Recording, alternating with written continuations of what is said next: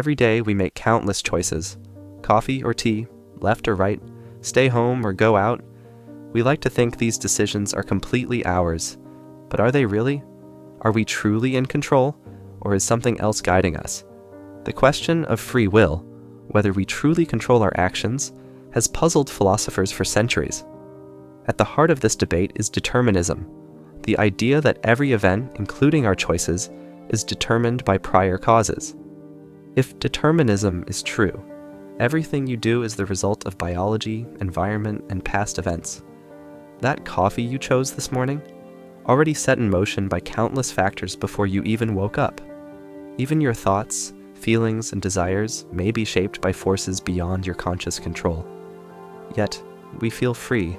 That's why the idea of free will persists, the belief that we can act independently, make choices that aren't predetermined, and be morally responsible for them. Without free will, how could we praise someone for courage or blame them for wrongdoing?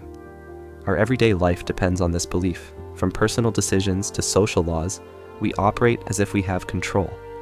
And maybe that sense of freedom is more important than whether it is truly real. Neuroscience complicates the story. Experiments show that our brains can initiate actions milliseconds before we're consciously aware of deciding. In other words, our brain may decide first, and our conscious mind catches up later.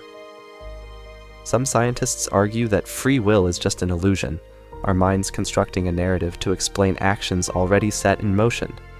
This doesn't mean we're powerless, but it does challenge the idea that every choice is completely free. So, are we mere puppets of the universe? Not necessarily. Many philosophers support compatibilism, the idea that free will and determinism can coexist.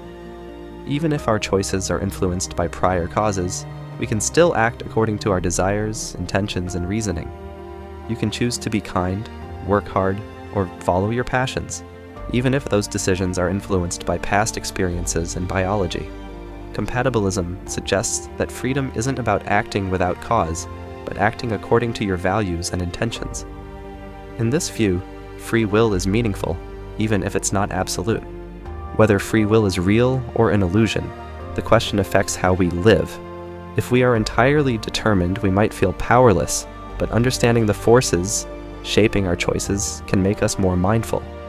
Even if biology, upbringing, and circumstance influence our decisions, we can still reflect, reason, and make choices aligned with our goals. That sense of agency, real or perceived, guides how we plan, solve problems, and interact with others. Recognizing the limits of our freedom doesn't mean giving up control. Instead, it can help us make better, more intentional decisions and appreciate the complexity behind even the simplest choices. So, is free will real, or just an illusion? Science leans toward illusion. Philosophy keeps the debate alive. The truth may lie somewhere in between, a mixture of determinism, biology, environment, and conscious choice. Next time you pick coffee, choose a route, or make a big life decision, remember, your choice might feel entirely free, but it is part of a much bigger story.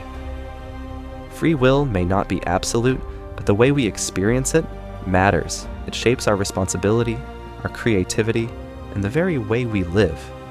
Even if our freedom is limited, it's an illusion worth exploring, understanding, and respecting.